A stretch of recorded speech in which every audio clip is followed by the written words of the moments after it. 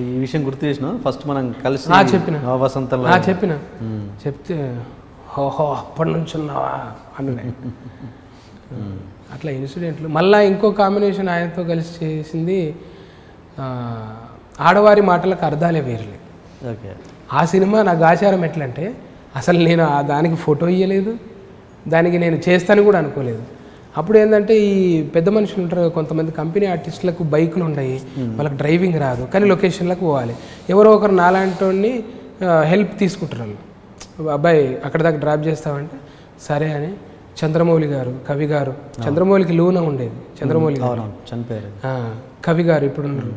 ఇంకా వాళ్ళు కంపెనీ ఆర్టిస్టులు రెగ్యులర్గా ఉంటారు. వాళ్ళు ఇక ఒక జనం సీన్ ఉందంటే ఫస్ట్లో వాళ్ళే ఉంటారు, అయ్యా మమ్మల్ని కాపాడండి అయ్యా, మా ఊర్లో ఆడొచ్చి కంపెనీ పెట్టాడు అయ్యా అనే సీన్లో ప్రతి సీన్లో వాళ్ళు ఉంటారు, వాళ్ళే ఉంటారు. అది ఎక్కడైనా తీసుకోవచ్చు. అయితే వాళ్ళతోటి నేను ఎక్కువ ఉంటుండే. పైగా వాళ్ళు మల్టీ ఏంటంటే డబ్బింగ్ ఆర్టిస్ట్ యూనియన్లో ఉంటుండే, డబ్బింగ్ ఆర్టిస్ట్ యూనియన్లో ఉంటూ మళ్ళీ వాళ్ళు కంపెనీ వేషాలు వేస్తుండే. నాకు కూడా అట్లే కోరిక, అరే నేను డబ్బింగ్ ఆర్టిస్ట్ ఉన్నా కూడా వీళ్ళతో పాటు వెళ్ళి అని అంటే వాళ్ళు తినంగా మిగిలింది నన్ను ముక్కుంటే నాకు వేషం ఇచ్చేస్తుండే, ఒక డైలాగ్ ఉంటే ఇస్తుండే, వాళ్ళతో పాటు ఉంటుండే, ఎంత ఇచ్చినా తీసుకుంటుండే. అయితే ఒక సినిమాకి వెళ్ళాం, రమేష్ నాయుడు అని, ఆయన ఎన్టీఆర్ డూపుగా, ఎన్టీఆర్ గారు పెద్ద ఎన్టీఆర్ గారు, రమేష్ నాయుడు అని ఎట్లుంటాడు వెనక నుంచి చూస్తే ఎన్టీఆర్ లాగా, అంటే పెద్ద ఎన్టీఆర్ గారు లాగా ఉంటాడు. అసొంటి ఫిజిక్ ఆయనకు బండి రాదు, ఆయన తీసుకుని పోతుండే, కంపెనీ ఆర్టిస్ట్. సరే ఆ సినిమాకి అబ్బాయి వస్తావా, ఇక్కడ మన రామనాయుడులో ఇది ఉంది, నీకేమైనా కుదిరితే వేషం వేయిస్తాను అన్నాడు ఆయన. అంటే సరే అన్నా అని పోయాను, బండిలో ఎక్కించుకొని పల్సర్ వేసుకొని పోయాను. అక్కడ చూస్తే కాస్ట్యూము ఆయనకు సరిపోతలేదు. అది ఆయన ఆజానుభావుడు, ఎన్టీఆర్ గారికి, పెద్ద ఎన్టీఆర్ గారికి డూపులుగా కూడా చేశాడంట ఆయన. ఒక తర్వాత ఇంకో ఆయన వీరమాచినేని ప్రసాద్ గారు అని ఒక ఆయన ఉంటాడు, ఆయన కంపెనీ ఆర్టిస్టే. ఇట్లుంటారు వాళ్ళు, పెద్ద ఎన్టీఆర్కు చాలాసార్లు డూపులుగా చేశారు.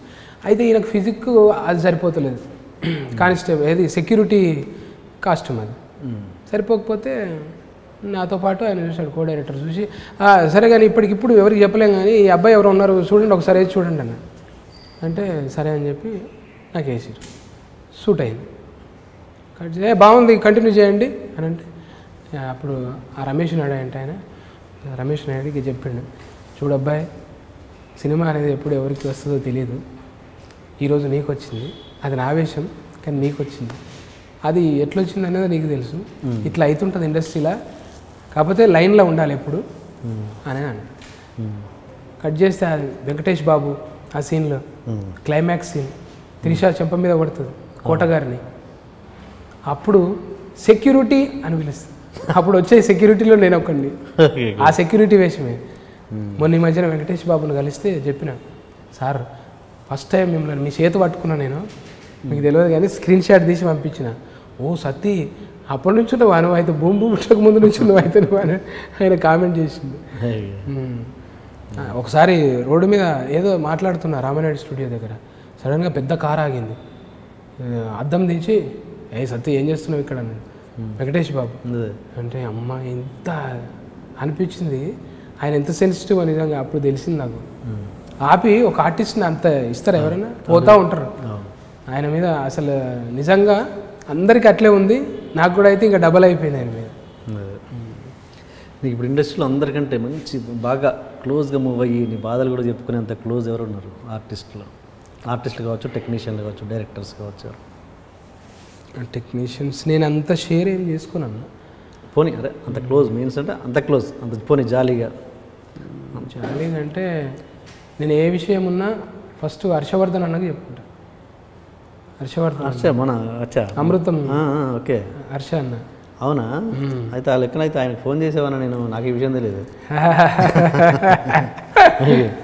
ఎందుకంటే నా లెక్కనే ఉంటాడు కొంచెం ఆయన కూడా. అంటే నేను ఎందుకు అభిమానించిన అంటే నన్ను వెతుక్కుంటూ వచ్చిండు ఆయన. ఆయన బిజీ ఉండి కూడా సినిమాల్లో బిజీ ఉండి ఒక 1 అవర్ వెయిట్ చేశాడు V6 దగ్గరకు వచ్చి, కారు పెట్టుకొని నిలబడి వెయిట్ చేసిండంటే ఒక ఆర్టిస్ట్ కోసం ఇంత ఈగో లేకుండా వచ్చి ఉంటాడా? కష్టం కదా.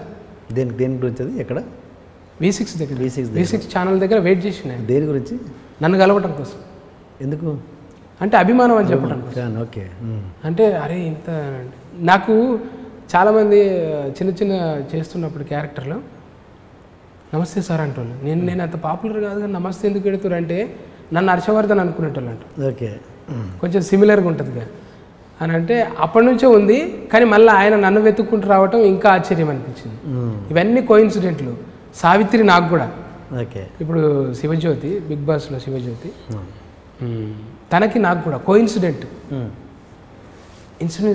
ఇన్సిడెంట్ ఎట్లా అంటే నేను 6 టీవీలో నర్సయ్య తాత, అప్పటికి ఆ ఛానల్లో నాదే పెద్దది, నాదే పాపులారిటీ ఉన్నది. అప్పుడు తను వచ్చింది ఇంటర్వ్యూకి. వస్తే ఇదే కేసీఆర్, కమ్మరికి చంద్రశేఖరరావు, ఆయన పిలిచి రవి ఒకసారి ఆమెను చూడు ఇంటర్వ్యూ చేయాలంటే సరే అని నేను పెద్ద కూర్చొని చైర్లో ఏం చదువుకున్నావు, ఎక్కడుంటావు అని అడిగితే ఆమె ఏదో డిఫరెంట్గా చూస్తుంటే మెల్లకన్నా ఎందుకు అట్లున్నది, చూపు సరిగ్గా లేనట్టున్నది అన్నట్టు నేనేదో అన్ని రాసుకుంటున్నాను. చూపు కరెక్ట్ ప్రాంప్టర్ను చూడలేదు అని రాసుకుంటున్నాను. అయిన తర్వాత సార్ సార్ అంటుంది నన్ను. చెప్పమ్మా, ఓ కామారెడ్డి, ఓకే అటువైపా, నిజామాబాదా, ఎక్కడుంటావు, ఇంతకుముందు ఏం చేసావు, ఇవన్నీ అడిగిన తర్వాత టెస్ట్ కట్ చేద్దామని కెమెరా ముందు నిలబెడితే అప్పటికి టెన్షన్ పడుతుందా మ్యామ్. అమ్మా ఫీల్ ఫ్రీ, నువ్వు ఫ్రెండ్లీగా ఫీల్ అవ్వు, ఇవన్నీ చెప్తున్నాను. నువ్వేం ఫీల్ అవ్వకు, అట్లా నేను ఒక ఫ్రెండ్ అనుకో, అవన్నీ చదివేసి కనపడుతున్నాయి కదా, లేదంటే ఓన్ చేసుకొని చెప్పానంటే ఓకే. చూస్తుంటే పట్ట చెప్తున్నది. చెప్తుంటే అమ్మ హుషారు పిట్టనే ఉన్నది అనుకున్నాను. నేనేదో సార్ అంటున్నది కానీ వట్టిగానే ఇదంతా అని. మధ్యలో టెన్షన్ పడుతుంది. ఏమమ్మా టెన్షన్ పడుతున్నావు అంటే, సార్ నాకు V6 నుంచి కాల్ వచ్చింది సార్, అదే సార్ వాళ్ళేమో ఇప్పుడే రమ్మంటారు సార్, నిన్న ఆడ టెస్ట్ కట్ ఇచ్చి వచ్చిన అని అంటే, అవునా ఇక్కరా అని చెప్పి, సరే అక్కడికే పోయిడొద్దు అని చెప్పి అంటే నేను ఉన్న దగ్గర ఈడ కాకుండా అంటే అప్పటికి V6 మంచి ఫామ్లో ఉంది, పాపులారిటీ, మంగ్లీ, మల్లన్న వీళ్ళందరూ ఉన్నారు. ఉంటే సరే ఆడికే పో నువ్వు అని చెప్పిన. పోయింది. అప్పటికి 3 నెలలు అయింది ఆమె పోయి. తర్వాత మళ్ళీ నేను పోతాను అనుకోలేదు. అట్లా సావిత్రికి నాకు కోఇన్సిడెంట్. ముందే కలిసినాం. తర్వాత అక్కడ కాంబినేషన్ హిట్ అయిన తర్వాత మళ్ళీ చెప్పిన నేను ఇంటర్వ్యూ చేసినాం అప్పుడు అని అంటే, అది నువ్వేనా, అబ్బా ప్రామిస్ అన్న నాకు తెలియదు. ఓకే, ఇప్పుడు హర్ష టాపిక్ వచ్చింది కాబట్టి తనకి లైవ్లోనే కాల్ చేద్దాం. అసలు నీ గురించి కొత్త విషయం చెప్తాను చూద్దాం. చెప్పు, డెఫినెట్గా. నాకు తెలియదు ఈ విషయం అసలు. మీ దగ్గర అంటే రాత్రి ఫోన్ చేసాము తనకి.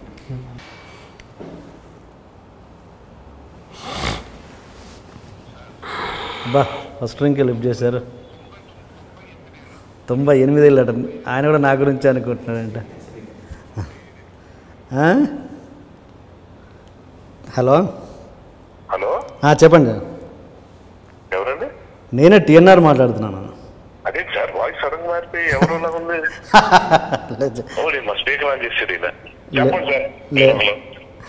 లే కాదు, యాక్చువల్గా విషయం ఏంటంటే మన ఎవరు బిత్తిరి సత్తితో ఉన్నాను. మా తమ్ముడు. అయితే టాపిక్ వచ్చేసి చెప్తే చాలా మంచి రిలేషన్ అన్నట్టు చెప్తున్నారు. వచ్చి ఒకసారి V6 దగ్గర వచ్చారు, అది చెప్తున్నారు అనమాట. సో ఇప్పుడు విషయం ఏంటంటే, అవునా మీ ఇద్దరి మీద ఇంత మంచి రిలేషన్ ఉందంటే నైటే ఫోన్ చేసేవాడిని తనకి అన్నాను. సో ఇప్పుడు ఏంటి, తన మీద ఒక మంచి క్వశ్చన్ నాకు కావాలి. ఇప్పుడు లైవ్లో ఉంది ఇదంతా నేను ఇదంతా వస్తుంది. తన గురించి నేను క్వశ్చన్ అడగాల, ఆన్సర్ చెప్పాలా? క్వశ్చన్ అడిగినా పర్లేదు, తన మీద ఒపీనియన్ చెప్పినా క్వశ్చనే బెస్ట్. అది నేను అడుగుతాను.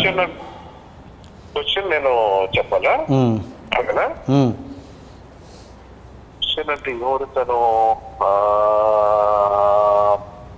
అదే అన్ని తెలుసు తన గురించి నాకు. క్వశ్చన్ అంటే కంప్లైంట్ ఉంది. కంప్లైంట్ అంటే తను ఒక బేసిక్ చాలా పెరిగిటివ్ క్యారెక్టర్.